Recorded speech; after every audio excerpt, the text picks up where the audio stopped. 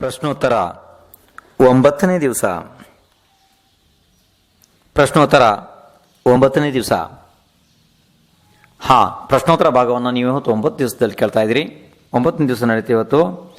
ದೇವಾದಿದೇವ ಪಾರ್ಶ್ವನಾಥ ಭಗವಾನರಿಗೆ, ಮಹಾವೀರ ಭಗವಾನರಿಗೆ, ಪರಮ ಪೂಜಾ ಆಚಾರ್ಯ ಚಾರಿದ್ರ ಚಕ್ರವರ್ತಿ ಶಾನಸಾಗರ ಮುನಿ ಮಹಾರಾಜರಿಗೆ, ಪರಮ ಪೂಜಾ ಆಚಾರ್ಯ ರತ್ನ ಬಾಹುಬಲಿ ಮಹಾರಾಜರಿಗೆ, ಸಮಸ್ತ ಶಿಕ್ಷಣ ಗುರುಗಳಿಗೆ, ದೀಕ್ಷಾ ಗುರು ಉಪದೇಶ ನಗರ ರತ್ಬಲಿ ಮಹಾರಾಜರಿಗೆ. ಇನ್ನು ಇದನ್ನು ಮುಂದೆ ಕೇಳಿ. ಇನ್ನು ಏನು ಗೊತ್ತಾ, ಈಗ ನೋಡಿ, ಈಗ ಏನು ಮಾಡಿದಾರೆ ದೊಡ್ಡವರೆಲ್ಲ, ನಾನು ಅವತ್ತೇ ನಿಮ್ಗೆ ಹೇಳಿದ್ದೆ, ಮೊದಲು ಬಂದಾಗಲೇ ಹೇಳಿದ್ದೆ, ದೊಡ್ಡವರೆಲ್ಲ ಒಬ್ಬೊಬ್ಬರೇ ಕೈ ಕೊಡ್ತಾರೆ, ಅವರಿಗೆ ಕೆಲಸ ಇರುತ್ತೆ, ಮಳೆ ಬರುತ್ತೆ, ಅಲ್ಲಿ ಅದು ಕೆಲಸ ಇದು ಕೆಲಸ ಅಂತ ಖಾಲಿ ಹುಡುಗರನ್ನ ಮಾತ್ರ ಕಳಿಸ್ತಾರೆ. ಹಾಗೆಲ್ಲ ನೋಡಿ, ದೊಡ್ಡವರು ಎಲ್ಲ ಲೆಕ್ಕ ಮಾಡ್ರಿ. ಈಗ ಒಂದು 20 ಜನ ದೊಡ್ಡವರು ಇದ್ದಾರೆ, ಹುಡುಗರು ಒಂದು 30 ಜನ 40 ಜನ ಹುಡುಗರು ಇದ್ದಾರೆ ಅಷ್ಟೇ. ಹಾಗೆ ದೊಡ್ಡವ್ರು ಇರಬೇಕಪ್ಪ. ದೊಡ್ಡವ್ರು ಜಾಸ್ತಿ ಬಂದಷ್ಟು ಇದಾಗ್ತವೆ. ಈಗ ಒಂದು ಕೆಲಸ ಮಾಡಿರಿ ನೀವು, ಬಾಕಿ ಏನು ಮಾಡೋಕ್ಕಾಗಲ್ಲ. ಈಗ ರೆಕಾರ್ಡ್ಗಳನ್ನ ಕರೆಕ್ಟಾಗಿ ಮಾಡಿ ಎಲ್ಲರಿಗೂ ಕಳಿಸ್ರಿ ಅಷ್ಟೇ, ಎಲ್ಲರೂ ಕೇಳ್ತಾರ್ರಿ. ಇನ್ನು ಈಗ ಇನ್ನೇನಾರ ಶಾಸ್ತ್ರ ನೀವು ಪ್ರಶ್ನೆಗಳು ಕೇಳಾಗಿದಾವು. ಸಾಕಪ್ಪ, ನಮ್ಗೆ ಸಾಕಾಗಿ ಹೋಗೈತಿ, ನಾನು ಹಂಗಲ್ಲ ಉತ್ತರ ಕೊಡೋಕ್ಕಾಗಲ್ಲ ಅಂತಲ್ಲ. ಒಂದು ಕೆಲಸ ಮಾಡ್ರಿ ನೀವು, ಫಸ್ಟ್ ಈಗ ಶಾಸ್ತ್ರಗಳನ್ನ ಕೇಳ್ರಿ. ಶಾಸ್ತ್ರಗಳನ್ನ ಕೇಳಿ ಸ್ವಚ್ಛವಾಗಿ, ಅದಾದ ನಂತರ ನೀವೀಗ ಅದಾದ ನಂತರ ನಿಮ್ಮ ಉಳಿದ ಪ್ರಶ್ನೆಗಳನ್ನ ಮಾತ್ರ ಕೇಳ್ರಿ. ಆಮೇಲೆ ಫಸ್ಟಿಗೆ ಒಂದ್ಸಲ ಶಾಸ್ತ್ರಗಳನ್ನ ಕೇಳ್ರಿ, ಶಾಸ್ತ್ರದಾಗ ಏನು ಹೇಳ್ತಾರೆ ಅಂತೇಳಿ. ಸ್ಟಾರ್ಟ್ ಮಾಡೋಣ ಈಗ. ನೋಡಿ, ಶಾಸ್ತ್ರಗಳನ್ನ ನಾನು ಹೇಳ್ತಾ ಹೋಗ್ತೀನಿ, ಆ ನಂಬರ್ಗಳನ್ನು ನೀವು ಹೇಳ್ತಾ ಹೋಗ್ರಿ. ಈಗ ಶಾಸ್ತ್ರ ನೋಡಿ ಪ್ರಾರಂಭ ಆಗುತ್ತೆ. ಎಲ್ಲ ಶಾಸ್ತ್ರಗಳನ್ನ ಇಲ್ಲಿ ಜೋಡಿಸಿದೀವಿ, ಎಲ್ಲ ತೆಗೆದು ತೋರಿಸ್ತೀವಿ. ಶಾಸ್ತ್ರ ನಂಬರ್ 1. ನೀವು ಎಷ್ಟು ಪ್ರಕರಣಗಳಾಗ್ತಾವೆ ನೀವು ನೆನಪು ಮಾಡ್ತಾ ಹೋಗ್ಬೇಕು. ಅಂದರೆ ಗ್ರಂಥ. ಆ ಗ್ರಂಥವನ್ನು ಬರೆದವ್ರು ಬೇರೆ ಯಾರೂ ಅಲ್ಲ.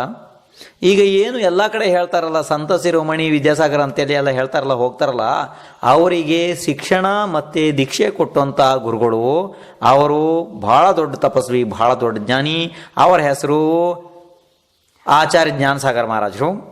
ಅವರು ಮನೇಲಿ ಇರಬೇಕಿದ್ರೆ ಅವರ ಹೆಸರಿತ್ತು ಅಂದರೆ ದೀಕ್ಷೆ ಆಗೋದಕ್ಕಿಂತ ಮೊದಲು ವಾಣಿಭೂಷಣ್ ಬಾಲಬ್ರಹ್ಮಚಾರಿ ಬೋರಮಲ್ ಶಾಸ್ತ್ರಿ. ಆ ಸಮಯದಲ್ಲಿ ಸಾಕಷ್ಟು ಶಾಸ್ತ್ರಗಳನ್ನು ಅವರು ರಚನೆ ಮಾಡಿದರು. ಮತ್ತು ಈಗ ಆ ಶಾಸ್ತ್ರಗಳನ್ನು ಉತ್ತರ ಭಾರತದಿಂದ ಸುಧಾಸಾಗರ ಮಹಾರಾಜರು, ಅಂದರೆ ಸುಧಾಸಾಗರ ಮಹಾರಾಜರು ನಿಮಗೆಲ್ಲ ಗೊತ್ತಿದೆ, ಯಾವಾಗಲೂ ಪ್ರವಚನ ಬರುತ್ತೆ ಎಲ್ಲ ಟಿ ವಿಲೆಲ್ಲ. ಆ ಸುಧಾಸಾಗರ ಮಹಾರಾಜರು ಬಿಡುಗಡೆ ಮಾಡಿದ್ದಾರೆ ಆ ಶಾಸ್ತ್ರಗಳನ್ನು. ಜಯದೇವ ಮಹಾಕಾವ್ಯ, ಸುದರ್ಶನೋದಯ ಮಹಾಕಾವ್ಯ, ಆದಿ ಅನೇಕ ಶಾಸ್ತ್ರಗಳಿದ್ದಾವೆ ಆಚಾರ್ಯ ಭಗವಾನ್ ಜ್ಞಾನಸಾಗರದ್ದು. ಅವರು ಜ್ಞಾನಸಾಗರರು ಬರೀತಾರೆ, ಅಂದರೆ ಅವರ ಗೃಹಸ್ಥಾವಸ್ಥೆಯಲ್ಲಿ, ಅಂದರೆ ಬ್ರಹ್ಮಚಾರಿ ಇದ್ದಾಗ ಬರೆದಂಥ ಶಾಸ್ತ್ರ. ಆ ಹೆಸರಿದೆ ಸುದರ್ಶನೋದಯ ಮಹಾಕಾವ್ಯ. ಅದರೊಳಗಡೆ ಸರ್ಗ ನಂಬರ್ 8, ಶ್ಲೋಕ ನಂಬರ್ 33, ಪುಟ ನಂಬರ್ 115. ಅದರೊಳಗಡೆ ಸ್ತ್ರೀ ಅಭಿಷೇಕದ ಬಗ್ಗೆ ಬರೀತಾರೆ ಅವರು. ಸುದರ್ಶನನ ಜೊತೆಗೆ ಆ ಮನೋರಮ ಕೂಡ ನೆರಳಿನಂತೆ ಅವನ ಅನುಕರಣೆ ಮಾಡುತ್ತಾ ಇದ್ದಳು. ಸುದರ್ಶನನ ಸಮಾನ ಮನೋರಮನು ಅಭಿಷೇಕ, ಪೂಜೆ, ಸ್ತವನ ಆದಿ ಸರ್ವ ವಿಧಾನಗಳನ್ನು ಮಾಡಿದಳು. ಹಂಗಂತ ಯಾರು ಬರ್ದ್ಯಾರೆ? ಈಗೇನು ಸಂತ ಶಿರೋಮಣಿ ವಿದ್ಯಾಸಾಗರ ಅಂತಿರಲ್ಲ, ಅವ್ರ ಗುರುಗಳು ಬರ್ದ್ಯಾರ. ಸಾಕು. ಇನ್ನು ಶಾಸ್ತ್ರ ನಂಬರ್ ಮೇಲ್ಕಂಡ ಶಾಸ್ತ್ರ ಅದೇನಿ ಸುದರ್ಶನೋದಯ ಮಹಾಕಾವ್ಯ ಬರ್ದಂಥವ್ರು ಅವರೇ ಆಚಾರ್ಯ ಭಗವಾನ್ ಜ್ಞಾನಸಾಗರ ಮಹಾರಾಜರು. ಅಂದರೆ ಇದೇ ಸಂತ ಶಿರೋಮಣಿ ವಿದ್ಯಾಸಾಗರ ಅಂತಿರಲ್ಲ, ಅವರ ಶಿಕ್ಷಣ ಮತ್ತು ದೀಕ್ಷಾ ಗುರು. ಸರ್ಗ ನಂಬರ್ 5, ಶ್ಲೋಕ ನಂಬರ್ 3, ಪುಟ ನಂಬರ್ 70. ಅದರಲ್ಲಿ ಬರೀತಾರೆ, ಅಂದರೆ ಅಭಿಷೇಕ ಪೂರ್ವಕನೇ ಅಷ್ಟದ್ರವ್ಯಾರ್ಚನೆ ಆಗುತ್ತೆ. ಪೂಜೆಯ ಪೂರ್ವ ಜಿನ ಭಗವಾನರ ಅಭಿಷೇಕ ಮಾಡಿ ಪಾಪಮಲವನ್ನು ತೊಳೆಯುವ ಮತ್ತು ಅತಿಶಯ ಪವಿತ್ರ ಈ ಶ್ರೀ ಜಿನ ಗಂಧೋದಕವನ್ನು ನಾವು ಸ್ವಯಂ ಭಕ್ತಿ ಭಾವದಿಂದ ನಮ್ಮ ತಲೆಯ ಮೇಲೆ ಧರಿಸಬೇಕು. ಅಂದರೆ ಆಚಾರ್ಯ ಭಗವಾನ್ ಏನು ಹೇಳ್ತಾರೆ ಅಂದರೆ, ಇಲ್ಲಿ ಅಭಿಷೇಕ ಆದ ನಂತರನೇ ಅಷ್ಟದ್ರವ್ಯಾರ್ಚನೆ ಆಗುತ್ತೆ. ಖಾಲಿ ಅಷ್ಟದ್ರವ್ಯಾರ್ಚನೆ ಹೆಂಗಸರು ಮಾತ್ರ ಮಾಡಬೇಕು. ಇದು 100% ಸುಳ್ಳಿದೆ, ತಪ್ಪಿದೆ, ಮಿಥ್ಯ ಇದೆ. ಅರ್ಥ ಆಯ್ತು? ಆದ್ರಿಂದ ಯಾವ ಕೈಯಲ್ಲಿ ಅಭಿಷೇಕ ಮಾಡೋದಿದೆ ಅದೇ ಕೈಯಲ್ಲಿ ಅಷ್ಟದ್ರವ್ಯಾರ್ಚನೆ ಮಾಡೋದು. ಒಂದಲ್ಲ, ಸಮಸ್ತ ಶಾಸ್ತ್ರಗಳಿಂದ ಇದು ಸಿದ್ಧ ಆಗಿದೆ. ಇನ್ನು ಅದಾದ ನಂತರ ಶಾಸ್ತ್ರ ನಂಬರ್ 3, ಶಾಸ್ತ್ರ ಮಹಾಶಾಸ್ತ್ರ ಹರಿವಂಶ ಪುರಾಣ. ಅದು ಈಗ ಬರೆದಿರೋಂಥ ಶಾಸ್ತ್ರ ಅಲ್ಲ, 1200 ವರ್ಷದ ಹಿಂದೆ ಆಚಾರ್ಯ ಭಗವಾನ್ ಜಿನಸೇನರು ಬರೆದಂಥ ಶಾಸ್ತ್ರ. ಅದನ್ನು ಈಗ ಭಾಷಾನುವಾದ ಅಂದರೆ ಹಿಂದಿ, ಅಂದರೆ ಸಂಸ್ಕೃತದಿಂದ ಹಿಂದಿಗೆ ಮಾಡಿದ್ದಾರೆ ಪನ್ನಲಾಲ್ ಸಾಹಿತ್ಯಾಚಾರ್ಯ. ಆ ಶಾಸ್ತ್ರದಲ್ಲಿ ಸರ್ಗ ನಂಬರ್ 8, ಶ್ಲೋಕ ನಂಬರ್ 172, 173 ಮತ್ತು 174. ಅದರಲ್ಲಿ ಬರೀತಾರೆ. ಆನಂತರ ಯಾರ ಕೈಗಳು ಚಿಗುರು ಎಲೆಗಳಂತೆ ಅತ್ಯಂತ ಮೃದು ಇವೆ ಅಂಥ ಇಂದ್ರಾಣಿ ಆದಿ ದೇವಿಯರು ಅತಿಶಯ ಸುಕುಮಾರ ಜಿನಬಾಲಕನಿಗೆ ತಮ್ಮ ದಿವ್ಯ ಸುಗಂಧದಿಂದ ಭ್ರಮರಗಳು ಆ ಸಮೂಹವನ್ನು ಸೆಳೆಯುವಂಥ ಚೂರ್ಣಗಳಿಂದ ಶರೀರ ಲೇಪಿಸಿ ಈ ರೀತಿ ಅವರು ಜಿನಬಾಲಕನ ಸ್ಪರ್ಶದಿಂದ ಉತ್ಪನ್ನವಾದ ಹೊಸ ಸುಖ ಪ್ರಾಪ್ತ ಮಾಡಿಕೊಂಡರು. ಆನಂತರ ಮೇಘಗಳ ಸಮೂಹ ಭಾರದಿಂದ ನಮ್ರೀಭೂತವಾದ ಮಳೆಗಾಲ ಪರ್ವತದ ಅಭಿಷೇಕ ಯಾವ ರೀತಿ ಮಾಡುತ್ತೋ ಅದೇ ಪ್ರಕಾರ ಸ್ತನಗಳ ಭಾರದಿಂದ ಬಾಗಿರುವ ದೇವಿಯರು ಸುಗಂಧಿತ ಜಲದಿಂದ ತುಂಬಿದ ಕಳಸಗಳಿಂದ ಭಗವಾನರ ಅಭಿಷೇಕ ಮಾಡಿದರು. ಅಂದರೆ ಖಾಲಿ ದೇವ ಸೌಧರ್ಮೇಂದ್ರ ಆದಿ ಮಾತ್ರ ಅಭಿಷೇಕ ಮಾಡ್ತಾರೆ ಅಂತಲ್ಲ, ದೇವಿಯರು ಕೂಡ ಅಭಿಷೇಕ ಮಾಡ್ತಾರೆ. ಹರಿವಂಶದಲ್ಲಿ ಹರಿವಂಶ ಪುರಾಣ ಸ್ಪಷ್ಟ 8 ಸರ್ಗ 8 ನಂಬರ್ನಲ್ಲಿ ಸ್ಪಷ್ಟ ವರ್ಣನೆ ಇದೆ. ಅರ್ಥ ಆಯ್ತಿದು? ಇನ್ನು ಶಾಸ್ತ್ರ ನಂಬರ್ ಅದೇ ಮೇಲ್ಕಂಡ ಶಾಸ್ತ್ರ ಹರಿವಂಶ ಪುರಾಣ. ಅದರಲ್ಲಿ ಸರ್ಗ ನಂಬರ್ 22, ಶ್ಲೋಕ ನಂಬರ್ 20 ಮತ್ತೆ 21. ಗಂಧರ್ವ ಸೇನಳ ಈ ರೀತಿ ವಚನ ಕೇಳಿದ ಸಾರಥಿ ರಥವನ್ನು ವೇಗವಾಗಿ ಓಡಿಸಿದ ಮತ್ತು ಎಲ್ಲರೂ ಜಿನಮಂದಿರಕ್ಕೆ ಹೋಗಿ ಮುಟ್ಟಿದರು. ಅಲ್ಲಿ ರಥವನ್ನು ನಿಲ್ಲಿಸಿ ವಸುದೇವ ಮತ್ತು ಗಂಧರ್ವ ಸೇನಾ ಮಂದಿರ ಅಂದರೆ ಬಸ್ತಿಯನ್ನು ಪ್ರವೇಶ ಮಾಡಿದರು. 3 ಪ್ರದಕ್ಷಿಣೆ ಬಂದರು ಮತ್ತು ಹಾಲು, ಇಕ್ಷುರಸ, ತುಪ್ಪ, ಮೊಸರು, ಜಲ ಆದಿಗಳಿಂದ ಮನುಷ್ಯ, ದೇವ, ಅಸುರರಿಂದ ಪೂಜಿಸಲ್ಪಟ್ಟ ಜಿನೇಂದ್ರ ದೇವರ ಮೂರ್ತಿಯ ಅಭಿಷೇಕವನ್ನು ಮಾಡಿದರು. ಯಾರು? ಗಂಡ ಹೆಂಡತಿ ಇಬ್ರು. ಯಾರು? ವಸುದೇವ ಮತ್ತೆ ಗಂಧರ್ವ ಸೇನಾ. ಅಂದ್ರೆ ವಸುದೇವ ಬೇರೆ ಯಾರಲ್ಲ, ಶ್ರೀಕೃಷ್ಣನ ಅಪ್ಪ. ಅರ್ಥ ಆಯ್ತು ನಿಮಗೆ? ಇದು ಹರಿವಂಶ ಪುರಾಣದ ಸರ್ಗ 22ರಲ್ಲಿ ಇದೆ. ಅಂದ್ರೆ ಇಲ್ಲಿ ಸ್ತ್ರೀ ಅಭಿಷೇಕ ಸಿದ್ಧ ಆಗಿದೆ. ಅರ್ಥ ಆಯ್ತು? 1200 ವರ್ಷಗಳಿಂದ ಹಿಂದಿನ ಶಾಸ್ತ್ರ ಇದು ಹರಿವಂಶ ಪುರಾಣ. ಅದಾದ ನಂತರ ಇನ್ನು ಮತ್ತೆ ಶಾಸ್ತ್ರ ನಂಬರ್ 5 ಮತ್ತೆ ಹರಿವಂಶ ಪುರಾಣ ಶಾಸ್ತ್ರ. ಅದೇ ಬರೆದವರು ಆಚಾರ್ಯ ಭಗವಾನ್ ಜಿನ್ಸೇನ್, 1200 ವರ್ಷಗಳ ಹಿಂದಿನ ಶಾಸ್ತ್ರ. ಅದರ ಒಳಗಡೆ ಸರ್ಗ ನಂಬರ್ 38, ಶ್ಲೋಕ ನಂಬರ್ 54. ಆನಂತರ ಕೋಮಲ ಕೈಗಳನ್ನು ಧಾರಣೆ ಮಾಡುವಂತಹ ಶಚಿ ಆದಿ ಇಂದ್ರಿಯಾಣಿಯರು ಬಂದು ಸುಗಂಧಿತ ದ್ರವ್ಯದಿಂದ ಭಗವಾನರಿಗೆ ಚೂರ್ಣಗಳ ಲೇಪನವನ್ನು ಮಾಡಿದರು ಮತ್ತು ತಮ್ಮದೇ ಸ್ತನಗಳ ಸಮಾನವಾಗಿ ಶೋಭಿಸುವಂಥ ಒಂದೇ ಸಾರಿ ಮೇಲಿಟ್ಟಿರುವ ಶುಭ ಜಲದಿಂದ ಪರಿಪೂರ್ಣ ಕಳಸಗಳಿಂದ ಭಗವಾನರ ಅಭಿಷೇಕವನ್ನು ಮಾಡಿದರು. ಯಾರು? ದೇವಿಯರು. ಅರ್ಥ ಆಯ್ತು? ಖಾಲಿ ದೇವತೆಗಳು ಸೌಧರ್ಮೇಂದ್ರ ಈಶಾನೇಂದ್ರ ಮಾತ್ರ ಮಾಡ್ತಾರೆ ಅಂತ ಇವರು ಸುಳ್ಳು ಹೇಳ್ತಾರೆ. ಆದ್ರಿಂದ ನಿಮಗೆ ಶಾಸ್ತ್ರದ ಈ ಪ್ರಕರಣಗಳು ನಿಮಗೆ ಹರಿವಂಶ ಪುರಾಣದ್ದು ಗೊತ್ತಿರಬೇಕು. ಅರ್ಥ ಆಯ್ತು? ಅದಾದ ನಂತರ ಶಾಸ್ತ್ರ ನಂಬರ್ ಈಗ ಮಹಾಶಾಸ್ತ್ರ 1350 ವರ್ಷದ ಹಿಂದೆ ಆಚಾರ್ಯ ಭಗವಾನ್ ರವಿಶೇನ್ ಬರೆದಿರೋಂಥ ಶಾಸ್ತ್ರ. ಅದು ಭಯಂಕರ ದೊಡ್ಡ ಮಹಾಶಾಸ್ತ್ರ. ಅದನ್ನು ಯಾರು ಏನು ಮಾಡೋಕ್ಕಾಗಲ್ಲ. ಅದೇ ಶಾಸ್ತ್ರ ಪದ್ಮಪುರಾಣ. ಆ ಪದ್ಮಪುರಾಣ ಶಾಸ್ತ್ರದಲ್ಲಿ ಪರ್ವ ನಂಬರ್ 17, ಶ್ಲೋಕ ನಂಬರ್ 193 ಮತ್ತೆ 289, 290 ಮತ್ತೆ 303. ಅದರೊಳಗಡೆ ನೋಡ್ರಿ, ಭಾಗ 1 ಪುಟ ನಂಬರ್ 384, 391, 392 ಭಾರತೀಯ ಜ್ಞಾನಪೀಠದಿಂದ ಪ್ರಕಾಶಿತ ಆಗಿರೋಂಥ 3 ಭಾಗದೊಳಗಡೆ ಇದು ಭಾಗ 1 ಸರ್ಗ ಪರ್ವ ನಂಬರ್ 17. ಅದನ್ನೊಂದು ಸ್ವಲ್ಪ ನೀವು ನೆನ್ಪಿಟ್ಕೊಳ್ಬೇಕು. ಪರ್ವ ನಂಬರ್ 17 ಮತ್ತೆ ಶ್ಲೋಕ ನಂಬರ್ 193 ಇದೆಲ್ಲ ಸ್ವಲ್ಪ ನೆನ್ಪಿಟ್ಕೋಬೇಕು. ಯಾಕೆಂದ್ರೆ ಬೇರೆ ಬೇರೆ ಶಾಸ್ತ್ರದಲ್ಲಿ ಪೇಜ್ ನಂಬರ್ಗಳು ಬೇರೆ ಬೇರೆ ಬರ್ತವೆ. ಆದ್ರಿಂದ ಸ್ವಲ್ಪ ಪ್ರಾಬ್ಲಮ್ ಆಗುತ್ತೆ ನಿಮಗೆ. ಎಲ್ಲ ನಮ್ಮ ಪೇಜ್ ನಂಬರ್ ಅದಕ್ಕೋಸ್ಕರ ನಿಮ್ಗೆ ಕೊಡೋದಿಲ್ಲ. ಶ್ಲೋಕ ನಂಬರ್ ಮತ್ತೆ ನಾವು ಪರ್ವ ನಂಬರ್ ಕೊಡ್ತೀವಿ. ಪರ್ವ ನಂಬರ್ 17 ಮತ್ತೆ ಶ್ಲೋಕ ನಂಬರ್ 193, 289, 290, 303. ಅರ್ಥ ಆಯ್ತು? ಭಾಗ 1. ಅದರೊಳಗಡೆ ಕನಕೋದರಿ ಅನ್ನುವಂಥ ಸ್ತ್ರೀ ಅರಿಹಂತ ಭಗವಾನರ ಪ್ರತಿಮೆಯನ್ನು ಅವಳು ಪೂರ್ವ ಸ್ಥಾನದಲ್ಲಿ ವಿರಾಜಮಾನ ಮಾಡಿ ಮತ್ತು ನಾನಾ ಪ್ರಕಾರದ ಸುಗಂಧಿತ ಹೂಗಳಿಂದ ಪೂಜೆ ಮಾಡಿದ್ಲು. ಹಾಗಂತ 193 ಶ್ಲೋಕ ನಂಬರಲ್ಲಿ ಬರೀತಾರೆ. ಯಾವುದರಲ್ಲಿ?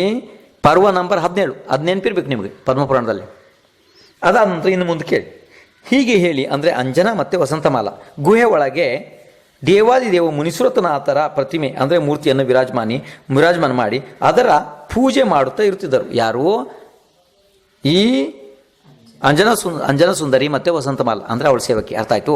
ಭಗವಾನರನ್ನ ಮುಟ್ಟದೇನೆ ಅವರು ಆ ಗುಹೆ ಒಳಗಡೆ ಹೋಗಿ ಮುನಿಸೃತನಾಥ್ ಭಗವಾನರ ಪ್ರತಿಮೆಯನ್ನು ಹೇಗೆ ಸ್ಥಾಪನೆ ಮಾಡಿದ್ರು.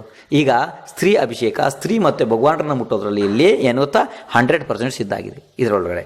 ಇದು ಐತಿ, ಇದು ಇದೆ, ಈ ಪ್ರಕರಣ ಇದೆ. ಪರ್ವ 17 ಶ್ಲೋಕ ನಂಬರ್ 303 ಒಳಗಡೆ ಇದೆ. ಅರ್ಥ ಆಯ್ತು? ಇದು ನೆನಪಿರ್ಬೇಕು ನಿಮಗೆಲ್ಲ. ಪೇಜ್ ನಂಬರ್ ಅಲ್ಲ, ಎಲ್ಲಿ ವ್ಯತ್ಯಾಸ ಮಾಡ್ಕೊಳ್ಳೋದಿಲ್ಲ. ಇನ್ನು ಅದಾದಮೇಲೆ ಅದೇ ಶಾಸ್ತ್ರ ಪದ್ಮಪುರಾಣ ಇನ್ನೊಂದು ಪ್ರಕರಣ ಕೇಳಿ. ಆದ್ದರಿಂದ ಈ ಉತ್ತಮ ದೇವನ ಯಥೋಚಿತ ಆಶ್ರಯ ತೆಗೆದುಕೊಂಡು ಮುನಿರಾಜರಿಂದ ಪದ್ಮಾಸನದಿಂದ ಪವಿತ್ರ ಈ ಗುಹೆಯಲ್ಲಿ ಶ್ರೀ ಮುನಿಸೂರತ ಭಗವಾನರ ಮೂರ್ತಿ ವಿರಾಜಮಾನ ಮಾಡಿ ಸುಖ ಪ್ರಾಪ್ತಿಗಾಗಿ ಅತ್ಯಂತ ಸುಗಂಧಿತ ಹೂಗಳಿಂದ ಅದರ ಪೂಜೆ ಮಾಡುತ್ತಾ ನಾವು ಇಬ್ಬರು ಸ್ವಲ್ಪ ಸಮಯದವರೆಗೆ ಇಲ್ಲೇ ಇರೋಣ ಅಂತ ಹೇಳಿ ಯಾರು ಈ ವಸಂತಮಾಲಾ ಮತ್ತೆ ಅಂಜನ ಸುಂದರಿ ಗುಹೆ ಒಳಗಡೆ ಮಾತಾಡ್ತಾ ಇರ್ತಾರೆ. ಅರ್ಥ ಆಯ್ತು? ಎಲ್ಲಿ ಇದು ಅಂಜನ ಸುಂದರಿಯನ್ನು ಹೊರಗಡೆ ಹಾಕಿದಾಗ ಈ ನಡೆದಿರೋಂಥ ಕಥೆ ನೋಡ್ರಿ. ಪದ್ಮಪುರಾಣದೊಳಗಡೆ ಈ ಕಥೆ ಇದೆ. ಭಗವಾನರನ್ನು ಮುಟ್ಟದೇನೆ ಮತ್ತೆ ಗುಹೆ ಒಳಗಡೆ ಅವರು ಮುನಿಸೂರತ್ನಾಥ್ ಭಗವಾನರನ್ನ ತಗೊಂಡೋದ್ರೆ ಹೆಂಗೆ? 2 ಜನ ಹೆಂಗಸರಿದ್ದಲ್ಲಿ ಬೇರೆ ಯಾರೂ ಇಲ್ಲ ಗುಹೆ ಒಳಗಡೆ. ಅದಕ್ಕೋಸ್ಕರ ಪದ್ಮಪುರಾಣವನ್ನು ಸ್ವಚ್ಛವಾಗಿ ನೋಡ್ರಿ. ಆಯಿತು? ಇದೈತಿ ಈಗ ಶ್ಲೋಕ್ ನಂಬರ್, ಈಗೇನು ಹೇಳಿದ್ನಲ್ಲ ಅದು ಶ್ಲೋಕ್ ನಂಬರ್ 289 ಮತ್ತು 290 ಇದೆ. ಇದು ಅಂದರೆ ಪರ್ವ 17. ಇದನ್ನು ನೆನ್ಪಿಟ್ಕೋಬೇಕಾಯ್ತು. ಇಷ್ಟ ಆದಮೇಲೆ ಇನ್ನು ಮುಂದಿನ ಶಾಸ್ತ್ರದ ನಂಬರ್ 7, ಶಾಸ್ತ್ರ ನಂಬರ್ 7 ಮೇಲ್ಕಂಡ ಶಾಸ್ತ್ರ ಅಂದರೆ ಇದೇ ಶಾಸ್ತ್ರ ಪದ್ಮಪುರಾಣ. ರಚನೆ ಮಾಡಿದವರು ಆಚಾರ್ಯ ಭಗವಾನ್ ರವಿಶೇಣ್. ಇದರಲ್ಲಿ ಪರ್ವ ನಂಬರ್ 3 ಶ್ಲೋಕ ನಂಬರ್ 186, 187. ಅದರೊಳಗಡೆ ಪುಟ ನಂಬರ್ ಬರುತ್ತೆ 44-45. ಅದು ನಿಮಗೆ ಬೇಡ, ಯಾಕೆಂದ್ರೆ ಪುಟಗಳು ಬೇರೆ ಬೇರೆ ಇದರ ಬುಕ್ನಾಗ ಚೇಂಜ್ ಆಗ್ತಿರ್ತವೆ. ನಿಮಗೇನು ಬೇಕು ಅಂದರೆ ಪರ್ವ ನಂಬರ್ 3 ಶ್ಲೋಕ ನಂಬರ್ 186, 187. ಇಂದ್ರಾಣಿ ಆದಿ ದೇವಿಯರು ಚಿಗುರೆಲೆಗಳ ಸಮಾನ ಕೋಮಲ ಕೈಗಳಿಂದ ಸಮೀಚೀನ ಗಂಧದಿಂದ ಯುಕ್ತ ಚೂರ್ಣಾದಿಗಳ ಲೇಪನ ಮಾಡಿದರು. ಯಾವ ಪ್ರಕಾರ ಮೋಡಗಳಿಂದ ಯಾವುದಾದರೂ ಪರ್ವತದ ಅಭಿಷೇಕ ಆಗುತ್ತದೆ, ಅದೇ ಪ್ರಕಾರ ವಿಶಾಲ ಕಳಸಗಳಿಂದ ಭಗವಾನರ ಅಭಿಷೇಕ ಮಾಡಿ ದೇವಿಯರು ಅವರಿಗೆ ಆಭರಣಗಳನ್ನು ತೊಡಿಸುವುದರಲ್ಲಿ ತತ್ಪರರಾದರು. ಅಂದರೆ ಅಭಿಷೇಕ ಆದ ನಂತರ ಜಿನೇಂದ್ರ ಭಗವಾನರ ಆ ಬಾಲಕ ಇದನ್ನಲ್ಲ, ಆ ಬಾಲಕನಿಗೆ ದೇವಿಯರು ಆಭರಣಗಳನ್ನು ತೊಡಿಸಿ ತೊಡುಗೆಗಳನ್ನೆಲ್ಲ ತೊಡಿಸಿದರು. ಅಂದರೆ ಜಿನೇಂದ್ರ ಬಾಲಕನನ್ನು ಕೂಡ ದೇವಿಯರು ಮುಟ್ಟೋದ್ರಲ್ಲಿ ಅವರೆಲ್ಲ ಮಾಡೋದ್ರಲ್ಲಿ ಯಾವುದೇ ರೀತಿ ದೋಷ ಇಲ್ಲ ಅಂತ ಶಾಸ್ತ್ರದಲ್ಲಿ ಸಿದ್ಧ ಆಗಿದೆ. ಒಂದಲ್ಲ 1000 ಶಾಸ್ತ್ರದಲ್ಲಿ ಸಿದ್ಧ ಆದರೂ ಕೂಡ ಮಿಥ್ಯಾದೃಷ್ಟಿಗಳು ಅದನ್ನು ಮಾನಿಸೋದಿಲ್ಲ. ಯಾರಿಗೆ ಸಮ್ಯಕ್ ಬೋಧೆ ಆಗಬೇಕು ಅವರು ಇದನ್ನು ಶಾಸ್ತ್ರಗಳನ್ನು ಮಾನಿಸ್ತಾರೆ. ಯಾಕೆಂದರೆ ಶಾಸ್ತ್ರವೇ ಪ್ರಾಣ. ಜಿನ್ವಾಣಿ ಈಗನ ಭವ್ಯ ಜೀವಗಳಿಗೆ ಈಗಿನ ಸಮ್ಯಕ್ ದರ್ಶನಕ್ಕೆ ಜಿನ್ವಾಣಿ ಪ್ರಾಣ ಇದೆ. ಜಿನ್ವಾಣಿಯನ್ನೇ ನಾವು ಅಕಸ್ಮಾತ್ ತಿರಸ್ಕಾರ ಮಾಡಿದರೆ ಯಾವುದೇ ರೀತಿ ನಮಗೇನು ಸಿಗೋದಿಲ್ಲ. ಅದಾದ ನಂತರ ಶಾಸ್ತ್ರ ನಂಬರ್ ಮೇಲ್ಕಂಡ ಅದೇ ಶಾಸ್ತ್ರ ಅಂದರೆ ಪದ್ಮಪುರಾಣ ಪರ್ವ ನಂಬರ್ 96 ಶ್ಲೋಕ ನಂಬರ್ 15 ಮತ್ತು 16 ಭಾಗ 3. ಅದರಲ್ಲಿ 3 ಭಾಗ ಇದೆ. 3ನೇ ಭಾಗದಲ್ಲಿ ಇದೆ ಈ ಪ್ರಕರಣ ನೋಡಿ. ಪುಟ ನಂಬರ್ 197. ಅದರೊಳಗಡೆ ನೀವು ಇಷ್ಟೇ ನೆನ್ಪಿಟ್ಟುಕೊಳ್ಳಿ ಸಾಕು. ಪರ್ವ ನಂಬರ್ 96 ಶ್ಲೋಕ ನಂಬರ್ 15 ಮತ್ತು 16 ಭಾಗ 3. ಜಿನೇಂದ್ರ ಭಗವಾನರ ಅಭಿಷೇಕ ಪೂಜೆ ಮತ್ತು ಕಿಮಿಚ್ಚಿಕ ದಾನದಿಂದ, ಕಿಮಿಚ್ಚಿಕ ದಾನ ಅಂದರೆ ಯಾರು ಏನು ಇಚ್ಛೆ ಮಾಡ್ತಾರೆ ಅದನ್ನು ದಾನ ಮಾಡೋದನ್ನು ಕಿಮಿಚ್ಚಿಕ ದಾನ ಅಂತ ಹೇಳ್ತಾರೆ. ಜಿನೇಂದ್ರ ಭಗವಾನರ ಅಭಿಷೇಕ ಪೂಜೆ ಮತ್ತು ಕಿಮಿಚಿಕ ದಾನದಿಂದ ಅಶುಭ ಕರ್ಮಗಳನ್ನು ದೂರ ಓಡಿಸಬೇಕು. ಈ ಪ್ರಕಾರ ಹೇಳಿದ ನಂತರ ಸೀತೆ ಹೇಳಿದ್ಲು, ಹೇ ದೇವಿಯರೇ, ನೀವು ಸರಿಯಾದ್ದನ್ನೇ ಹೇಳ್ತಿದ್ದೀರಿ. ಯಾಕೆಂದರೆ ದಾನ, ಪೂಜೆ, ಅಭಿಷೇಕ ಮತ್ತು ತಪ ಇವು ಅಶುಭ ಕರ್ಮ ನಷ್ಟ ಮಾಡುವಂಥವುಗಳಿವೆ. ಹಾಗಂತ ಸೀತೆ ಹೇಳ್ತಾಳೆ ವಾಪಸ್ಸು.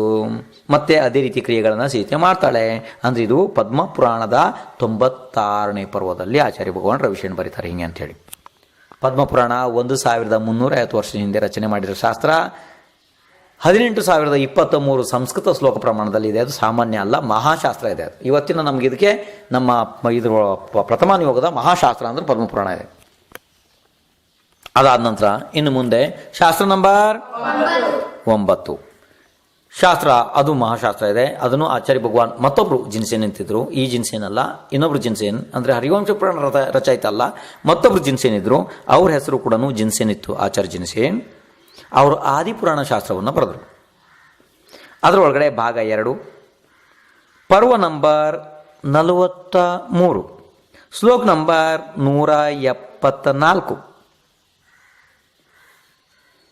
ಅಲ್ಲಿ ಬರೀತಾರೆ, ಸುಲೋಚನ ಅಂದರೆ ಇದು ಬಿಡಿ. ಇದು ಸುಲೋಚನ ಅಂದರೆ ಜಯಕುಮಾರನ ಹೆಂಡತಿ. ಯಾರು ಜಯಕುಮಾರ್ ಅಂದರೆ ಭರತ್ ಚಕ್ರವರ್ತಿಯ ಸೇನಾಧಿಪತಿ. ಅರ್ಥ ಆಯ್ತು?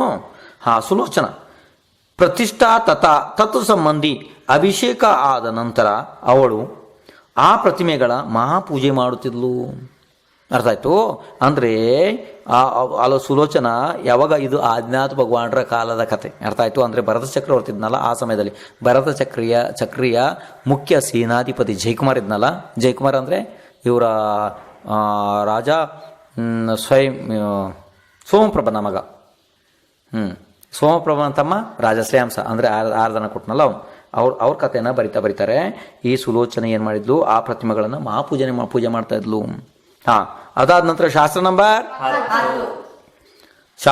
10 ಆರಾಧನಾ ಕಥಾಕೋಶ. ಅದನ್ನು ಬರೆದಿರುವಂಥವ್ರು ಬ್ರಹ್ಮಚಾರಿ ನೇಮಿದತ್. ಇದು ಸಂಸ್ಕೃತ ಭಾಗದಲ್ಲಿ. ಇದರಲ್ಲಿ ಎಲ್ಲ ಸಣ್ಣ ಸಣ್ಣ ಕಥೆಗಳಲ್ಲಿ ನಿಮ್ಗೆ ಹಿಂಗೇನೆ ಕೊಟ್ಟರಲ್ಲಿ ಬರೋದಿಲ್ಲ, ಅದರಲ್ಲಿಲ್ಲ, ಆ ಉಲ್ಲೇಖ ಎಲ್ಲ ಡಿಲೀಟ್ ಮಾಡಿದ್ದಾರೆ. ಅರ್ಥ ಆಯಿತು. ಆದರೆ ನೀವು ಮೂಲಶಾಸ್ತ್ರವನ್ನೇ ನೋಡಬೇಕು. ಅದನ್ನು ಸಂಸ್ಕೃತದೊಳಗಡೆ ಭಾಗ 3, ಪುಟ ನಂಬರ್ 412, ಶ್ಲೋಕ ನಂಬರ್ 38-39. ಅದ್ರ ಒಳಗಡೆ ಇದು ಸಂಸ್ಕೃತದಲ್ಲಿದೆ. ಪೂರ್ವ ಪುಣ್ಯದ ಪ್ರಸಾದದಿಂದ ಋಷಭ ಸೇನಾಳು, ಅಂದರೆ ಪಟ್ಟರಾಣಿ ಋಷಭ ಸೇನಾಳು, ಅವಳಿಗೆ ಪಟ್ಟರಾಣಿ ಪದ ಪ್ರಾಪ್ತ ಮಾಡಿಕೊಂಡು ಸ್ವರ್ಗ ಮತ್ತು ಮೋಕ್ಷವನ್ನು ಕೊಡುವಂತಹ ಜಿನೇಂದ್ರ ಭಗವಾನರ ಜಲಾದಿಗಳಿಂದ ಅಭಿಷೇಕ ಪೂರ್ವಕ ಅಷ್ಟದ್ರವ್ಯದಿಂದ ಪೂಜೆ ಮಾಡಿದಳು. ಹಾಗಂತ ಹೇಳಿ ಬ್ರಹ್ಮಚಾರಿ ನೇಮಿದತ್ತ ರಚಿತ ಆರಾಧನಾ ಕಥಾಕೋಶ ಸಂಸ್ಕೃತದೊಳಗಡೆ ಭಾಗ 3, ಪುಟ 412, ಶ್ಲೋಕ ನಂಬರ್ 38 ಮತ್ತು 39 ಬರೆದಿದ್ದಾರೆ ಸ್ಪಷ್ಟ. ಅದನ್ನು ನಿಮ್ಮ ಈಗ ಆರಾಧನಾ ಕಥಾಕೋಶ ಈಗೆಲ್ಲ ಪುಸ್ತಕಗಳು ಇಲ್ಲಿ ನಿಮ್ಮ ಕಡೆ ಇದ್ದಾವೆ, ಅದರಲ್ಲಿ ಏನೂ ಉಪಯೋಗ ಇಲ್ಲ, ಅದರಲ್ಲಿ ಆ ಪ್ರಕರಣನೇ ಇಲ್ಲ, ನೀವು ಓದಬೇಡ್ರಿ. ಸಂಸ್ಕೃತ ಮೂಲಶಾಸ್ತ್ರದಲ್ಲಿ ಓದಬೇಕು ಅದನ್ನು. ಯಾಕೆಂದರೆ ಇವೆಲ್ಲ ಈಗ ಏನು ಗೊತ್ತಾ, ಎಲ್ಲ ಮಕ್ಕಳಾಟ ಮಾಡಿ ಶಾಸ್ತ್ರವನ್ನು ಅರ್ಧಕ್ಕರ್ಧ ಮಾಡಿ ನಿಮ್ಗೆ ಅದರಲ್ಲಿ ಏನೂ ಇದು ಮಾಡಿಲ್ಲ. ಅರ್ಥ ಆಯಿತು. ಆದ್ದರಿಂದ ನೀವು ಮೂಲಶಾಸ್ತ್ರ ಸಂಸ್ಕೃತದಲ್ಲಿ ನೋಡಬೇಕಾಗುತ್ತೆ ಅದನ್ನು. ಈಗ ನಿಮ್ಮ ಕಡೆ ಇಲ್ಲೆಲ್ಲ ಆರಾಧನಾ ಕಥಾಕೋಶ ಇದೆ, ಇದರಲ್ಲಿ ಆ ಪ್ರಕರಣನೇ ಇಲ್ಲ. ನಾನು ನೋಡಿದ್ದೇನೆ, ಅದನ್ನೆಲ್ಲ ಚೆಕ್ ಮಾಡಿದೆ, 1-2-3, ಅದರೊಳಗಡೆ ಆ ಪ್ರಕರಣನೇ ಇಲ್ಲ. ಏನು ಮಾಡೋದು, ನಮ್ಮದು ದುರಾದೃಷ್ಟ ಇದೆ ಅದು. ಅದಾದ ನಂತರ ಶಾಸ್ತ್ರ ನಂಬರ್ 11. ಮತ್ತು ಅದೇ ಶಾಸ್ತ್ರ ಅಂದರೆ ಆರಾಧನಾ ಕಥಾಕೋಶ ಬರೆದವರು ಬ್ರಹ್ಮಚಾರಿ ನೇಮಿದತ್. ಸಂಸ್ಕೃತದಲ್ಲಿ ಭಾಗ 3, ಯಾಕೆಂದರೆ ಅದು 1, 2, 3 ಆ ಥರ 3 ಭಾಗ ಶಾಸ್ತ್ರ ಇದೆ. ಭಾಗ 3 ಅದರೊಳಗಡೆ ಪುಟ ನಂಬರ್ 402 ಅದರೊಳಗಡೆ ಬರೀತಾರೆ ರಾತ್ರಿ ಭೋಜನ ತ್ಯಾಗದ ಕತೆ. ಅದರೊಳಗಡೆ ಆ ನಂತರ ಸೇಟು ಮತ್ತು ಸೇಟಾಣಿಯರು ಅಭಿಷೇಕ ಪೂರ್ವಕ ಪೂಜೆ ಮತ್ತು ಪಾತ್ರ ದಾನಾದಿ ಮಾಡುತ್ತಾ ಕಾಲ ವ್ಯತೀತ ಮಾಡುತ್ತಿದ್ದರು, ಅಂದರೆ ಕಾಲ ಕಳೀತಿದ್ರು. ಮತ್ತು ಸ್ವಲ್ಪ ದಿನಗಳ ನಂತರ ಸೇಟಾಣಿ ಧನಮಿತ್ರಳು ಪುತ್ರನನ್ನು ಹಡೆದಳು. ಹಾಗಂತ ಅಲ್ಲಿದೆ. ಅಂದರೆ ಸೇಟಾಣಿ ಇಬ್ಬರು ದಂಪತಿಗಳು ಜಿನೇಂದ್ರ ಭಗವಾನರ ಅಭಿಷೇಕ ಪೂರ್ವಕವಾಗಿ ಪೂಜೆ ಮಾಡ್ತಾಯಿದ್ರು. ಎಲ್ಲಿ ಶಾಸ್ತ್ರವನ್ನು ಬೇಕಾದ್ರೆ ಹಳೆ ಶಾಸ್ತ್ರ ತೆಗಿರಿ, ಅಭಿಷೇಕ ಪೂರ್ವಕವಾಗಿ ಪೂಜೆ ಅಂತ ಶಬ್ದ ಐತಿ. ಇದರ ಅರ್ಥ ಏನ, ಪ್ರಪ್ರಥಮವಾಗಿ ಜಿನೇಂದ್ರ ಭಗವಾನರ ಅಭಿಷೇಕ ಆಗುತ್ತೆ, ಆ ನಂತರ ಅಷ್ಟದ್ರವ್ಯಾರ್ಚನೆ ಆಗುತ್ತೆ. ಇದನ್ನು ನೀವು ಏನೇ ಮಾಡಿದ್ರು, ಎಲ್ಲೇ ಹೋದರೂ ಇದನ್ನು ಸುಳ್ಳು ಸಿದ್ಧ ಮಾಡೋದಕ್ಕೆ ಅಸಂಭವ, ಇಂಪಾಸಿಬಲ್. ಇದನ್ನು ನೀವು ಎಲ್ಲಿಯೂ ಹೋಗಿ ಕೂಡ ಸುಳ್ಳು ಸಿದ್ಧ ಮಾಡೋದಕ್ಕೆ ಸಾಧ್ಯ ಇಲ್ಲ. ಇವರು ಏನು ಬೇಕಾದ್ರು ಮಿಥ್ಯಾವಾದಿಗಳು, ಮಿಥ್ಯಾ ಅವರು ಎಲ್ಲ ತಲೆಯಿಂದ ಬಿಡೋ ತನಕ ರೋಮಗಳಲ್ಲಿ ಮಿಥ್ಯಾನೇ ಇರುತ್ತೆ ಅವ್ರದ್ದು. ಅವ್ರು ಏನಾರು ಮಾಡಿ ನಿಮ್ಮನ್ನು ತಲೆ ಏನಾರು ಪಲ್ಟಿ ಮಾಡ್ತಾರೆ ನೀವು, ಯಾಕೆಂದ್ರೆ ಜ್ಞಾನ ಕಮ್ಮಿ ಇರುತ್ತೆ. ಸರಳ ಸ್ವಭಾವದ ಶ್ರಾವಕರು, ಗೊತ್ತಾಗಲ್ಲ ಅವರಿಗೆ ಇದೆಲ್ಲನೂ. ಅದಾಯಿತು. ಅವ್ರು ಏನಾರು ಒಂದು ಹೇಳಿ ನಿಮ್ಮ ಕಡೆಯಿಂದ ಸ್ತ್ರೀ ಮಾಡುವಂಥ ಅಭಿಷೇಕ ನಿಲ್ಲಿಸೋದಕ್ಕೆ ಪ್ರಯತ್ನ ಮಾಡ್ತಾರೆ. ಸ್ತ್ರೀ ಮುಟ್ಟಿಬಿಟ್ರು ನರಕಕ್ಕೆ ಹೋಗ್ತಾಳೆ ಹಂಗೆ ಅಂತಾರೆ. ಆ ತಕ್ಷಣ ನೀವು ಅವ್ರಿಗೆ ಕೇಳಬೇಕು, ನಮಗೊಂದು 2-3 ಶಾಸ್ತ್ರಗಳನ್ನು ಕೊಡ್ರಿ. ಸ್ತ್ರೀ ಅಭಿಷೇಕ ಮಾಡುವಂಥ 20-25 ಶಾಸ್ತ್ರಗಳು ನಾವು ತಂದು ಕೊಡ್ತೀವಿ ನಿಮಗೆ. ಸ್ತ್ರೀ ಭಗವಾನ್ರು ಮುಟ್ಟಿದ ನರಕಕ್ಕೆ ಹೋಗ್ತಾಳೆ ಅಂಥದ್ದೊಂದು 2-3 ಶಾಸ್ತ್ರ ನಮಗೆ ಕೊಡ್ರಿ. ಎಲ್ಲಿಂದ ತಂದು ಕೊಡ್ತಾನೆ ನೋಡೋಣ ಅವನು. ಅರ್ಥ ಆಯ್ತು ನಿಮಗೆ? ಆ ಥರ ಹುಚ್ಚು ಮನಸ್ಸರೆಲ್ಲ ಸೇರಿಕೊಂಡು ಪ್ರಪಂಚನ ಹಾಳು ಮಾಡಿಬಿಟ್ರು. ಅವರಿಂದ ನೀವೀಗ ಜಾಗ್ರತೆ ಆಗಬೇಕು ಅಂತಂದರೆ ನಿಮಗೆ ಈ ಶಾಸ್ತ್ರದ ಪ್ರಕರಣಗಳು ಗೊತ್ತಿರಬೇಕು ಮತ್ತು ಶಾಸ್ತ್ರದ ಮೇಲೆ ನಿಮಗೆ ಶ್ರದ್ಧೆ ಬೇಕು. ಅರ್ಥ ಆಯಿತು? ಅದಾದ ನಂತರ ಇನ್ನು ಶಾಸ್ತ್ರ ನಂಬರ್ 12 ಚಂದ್ರಪ್ರಭಾ ಮಹಾಕಾವ್ಯ. ಆಚಾರ್ಯ ಶ್ರೀ ವೀರನಂದಿ ಅವರು ಬರೆದಿರೋದಿದ್ನ. ಸರ್ಗ ನಂಬರ್ 3, ಶ್ಲೋಕ ನಂಬರ್ 61, ಪುಟ ನಂಬರ್ 32. ಅದರಲ್ಲಿ ಬರೀತಾರೆ, ಉಪವಾಸ ಪೂರ್ವಕ ಆಸ್ಥಾನಿಕ ಪರ್ವದಲ್ಲಿ ಜಗದ್ವಿಜಯ್ ಜಿನೇಂದ್ರ ಭಗವಾನರ ಮಹಾಪೂಜೆಯನ್ನು ಮಾಡಿ ನಂತರ ತಮ್ಮ ಇಷ್ಟಸಿದ್ಧಿಗಾಗಿ ಜಿನಬಿಂಬದ ಅಭಿಷೇಕ ತನ್ನ ಪಟ್ಟರಾಣಿಯ ಜೊತೆಯಲ್ಲಿ ಮಾಡಿದ. ಅಂದರೆ ರಾಜ ಏನು ಮಾಡ್ದ, ಚಂದ್ರಪ್ರಭು ಮಹಾಕಾವ್ಯ ಶಾಸ್ತ್ರದಲ್ಲಿ ಬರೀತಾರೆ ಆಚಾರ್ಯ ಭಗವಾನ್ ವೀರನಂದಿಯವರು, ರಾಜ ತನ್ನ ಪಟ್ಟರಾಣಿಯ ಜೊತೆಗೆ ಜಿನೇಂದ್ರ ಭಗವಾನರ ಅಭಿಷೇಕವನ್ನು ಮಾಡಿದ. ಆದ್ದರಿಂದ ಸ್ತ್ರೀ ಅಭಿಷೇಕ ಎಲ್ಲ ಕಡೆನೂ ಸಿದ್ಧ ಇದೆ ಎಲ್ಲ ಶಾಸ್ತ್ರದಲ್ಲಿ. ಇನ್ನು ಅದಾದ ನಂತರ ಶಾಸ್ತ್ರ ನಂಬರ್ ಶಾಸ್ತ್ರ ನಂಬರ್ 13. ವರಂಗ ಚರಿತ್ರೆ ಅಂತ ಒಂದಿದೆ ಶಾಸ್ತ್ರ. ಅದನ್ನು ಬರೆದವರು ಆಚಾರ್ಯ ಭಗವಾನ್ ಜಟಾನಂದಿ ಅಂತೇಳಿ. ಅದ್ರ ಒಳಗಡೆ ಸರ್ಗ 15 ಶ್ಲೋಕ ನಂಬರ್ 141. ಆ ರಾಜ ವರಂಗನ ರಾಣಿಯರು ಪ್ರತಿದಿನ ಪವಿತ್ರ ನೈವೇದ್ಯ, ಪಂಚರಂಗಿ ಪುಷ್ಪ, ಧ್ವಜ, ಹೂಮಾಲೆ, ಅಭಿಷೇಕ, ಅನುಲೇಪನ, ದೀಪ, ಚೂರ್ಣ ಮಾಡಿರುವ ಚಂದನಾದಿಗಳಿಂದ ವೀತರಾಗ ಪ್ರಭುಗಳ ಪೂಜೆ ಮಾಡಿ ಪ್ರಸನ್ನರಾಗ್ತಿದ್ರು. ಅಂದರೆ ಯಾರು? ರಾಜ ವರಂಗನ ರಾಣಿಯರು. ಈಗ ಏನಾಗುತ್ತೆ, ಶಾಸ್ತ್ರ ಪ್ರಕರಣಗಳು ಇವತ್ತಿಗೆ ಮುಗಿಯಲ್ಲ. ಶಾಸ್ತ್ರ ಪ್ರಕರಣ ಇನ್ನೂ ಬಹಳ ಇದ್ದಾವೆ. ಆದ್ದರಿಂದ ಇದರಲ್ಲಿ ಅರ್ಧ ಶಾಸ್ತ್ರಗಳು ಕೂಡ ಆಗಿಲ್ಲ. ನಿಮಗೀಗ ಅನಿವಾರ್ಯ, ನೀವು ನಾಳೆ ಬರಲೇಬೇಕು. ಈಗ ಸಮಯ ಆಗಿ ಹೋಯಿತು. ಮಹಾವೀರ ಭಗವಾನರಿಗೆ